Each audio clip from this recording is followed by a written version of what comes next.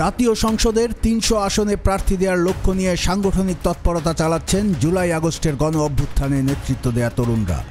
আগামী জানুয়ারি কিংবা ফেব্রুয়ারির শুরুতে নতুন রাজনৈতিক দল হিসেবে আত্মপ্রকাশের লক্ষ্যে সাংগঠনিক তৎপরতায় ব্যস্ত সময় পার করছেন বৈষম্য বিরোধী ছাত্র আন্দোলন ও জাতীয় নাগরিক কমিটির নেতারা। অন্তর্বর্তী সরকারের অধীনে জাতীয় নির্বাচনে অংশগ্রহণই তাদের লক্ষ্য। দেশের বর্তমান রাজনৈতিক বাস্তবতাকে সামনে রেখে ফ্যাসিবাদী ব্যবস্থার বিলোপ ও নতুন রাজনৈতিক বন্দোবস্ত বাস্তবায়নে কাজ করতে চায় তরুণদের সম্ভাব্য এই রাজনৈতিক দল।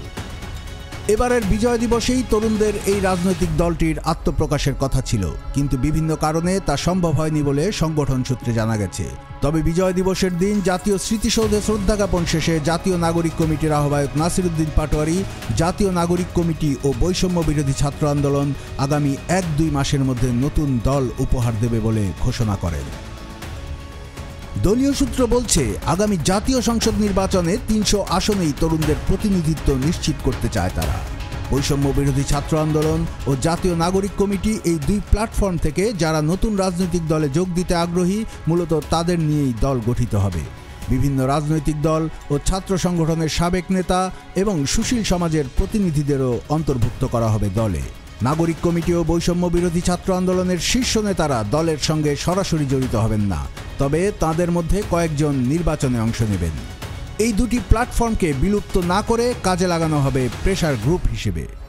কেন্দ্রীয় নেতারা এখন ব্যস্ত সময় কাটাচ্ছেন দলীয় ম্যানিফেস্টো তৈরি এবং সাংগঠনিক কাঠামোর বিস্তৃতি ও পুনর্গঠন কার্যক্রম নিয়ে।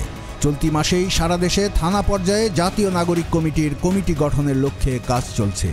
ফেব্রুয়ারির মধ্যে সম্পন্ন হবে জেলা ও মহানগর পর্যায়ে কমিটি গঠনের কাজ। পাশাপাশি বৈষম্য বিরোধী ছাত্র আন্দোলনও সাংগঠনিক কাজে তৎপর রয়েছে, তারাও জেলা পর্যায়ে কমিটি দেয়া শুরু করেছে। নাগরিক কমিটির মুখপাত্র সামান্তা শারমিন জানান, ৪০০টি উপজেলায় কমিটি দেওয়ার লক্ষ্য নিয়ে কাজ করছেন তারা। এখন পর্যন্ত ১০০টি কমিটি চূড়ান্ত হয়েছে, বাকি কমিটিগুলো এ মাসের মধ্যেই হবে। পুরোপুরি দল গঠন ও আত্মপ্রকাশের পরই রাজনৈতিক দল হিসেবে নির্বাচন কমিশনের নিবন্ধনের জন্য কাজ শুরু করবেন তারা। কমিটি গঠনের পাশাপাশি দুটি সংগঠনের নেতারা জাতীয় বিভিন্ন বিষয়ে প্রায় নিয়মিত বক্তব্য বিবৃতি দিচ্ছেন, বিভিন্ন সভা সেমিনারে অংশ নিচ্ছেন। পাশাপাশি সংগঠন দুটির প্রতিনিধিরা বিভিন্ন জেলায় সফর করছেন। এর মধ্যে জাতীয় নাগরিক কমিটি বিভিন্ন জেলায় মতবিনিময় সভা করছে।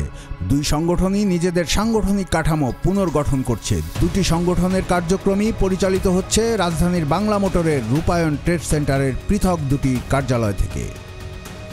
জাতীয় নাগরিক কমিটিতে ২ দফায় সদস্য বেড়ে এখন দাঁড়িয়েছে ১০৭ জনে। বৈষম্য বিরোধী ছাত্র আন্দোলনের নেতা সার্জিস আলমকে জাতীয় নাগরিক কমিটির মুখ্য সংগঠক মনোনীত করা হয়েছে। সারা দেশকে ২০টি জনে ভাগ করে সংগঠকদের মধ্যে দায়িত্ব ভাগ করে দিয়েছে নাগরিক কমিটি।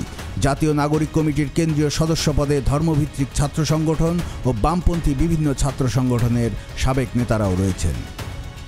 জুলাই আগস্টে ছাত্র জনতার আন্দোলনের সময় বৈষম্য বিরোধী ছাত্র আন্দোলনের মূল নেতৃত্বে ছিলেন সমন্বয়কেরা।